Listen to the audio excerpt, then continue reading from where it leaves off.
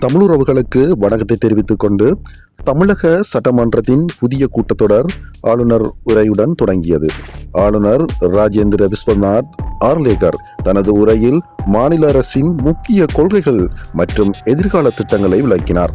தமிழ்நாட்டிற்கு மத்திய அரசிடமிருந்து கிடைக்க வேண்டிய நிதி பங்கீட்டை நியாயமான முறையில் பெற்றுத்தர அரசு தொடர்ந்து நடவடிக்கை எடுக்கும் என்று ஆளுநர் தெரிவித்தார்.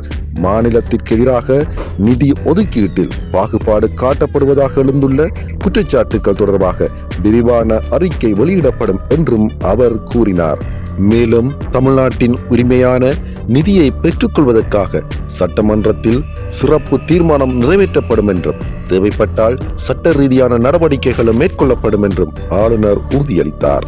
சமூக நீதி, கல்வி மேம்பாடு, பெண்கள் முன்னேற்றம், தொழில் வளர்ச்சி மற்றும் வேலைவாய்ப்பு உருவாக்கம் ஆகிய துறைகளில் தமிழக அரசு தொடர்ந்து கவனம் செலுத்தி வருவதாகவும் அவர் தெரிவித்தார்.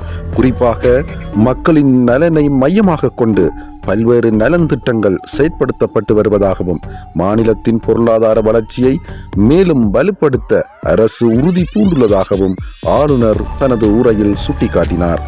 இந்த ஆளுநர் உரை மீது சட்டமன்றத்தில் விவாதம் நடைபெற உள்ள நிலையில் மாநிலத்தின் நிதி உரிமைகள் மற்றும் வளர்ச்சி திட்டங்கள் குறித்த விவாதங்கள் முக்கியத்துவம் பெறும் என அரசியல் வட்டாரங்கள் தெரிவிக்கின்றன. எனவே தமிழக அரசியலில் என்னதான் நடக்கப் போகின்றன என்பதனை பொறுத்திருந்து பார்ப்போம். இதுவரை கேட்டது தமிழக சட்டமன்ற கூட்டத்தொடரில் ஆளுநர் முன்வைத்த முக்கிய கருத்துக்கள் பற்றிய செய்திகள்.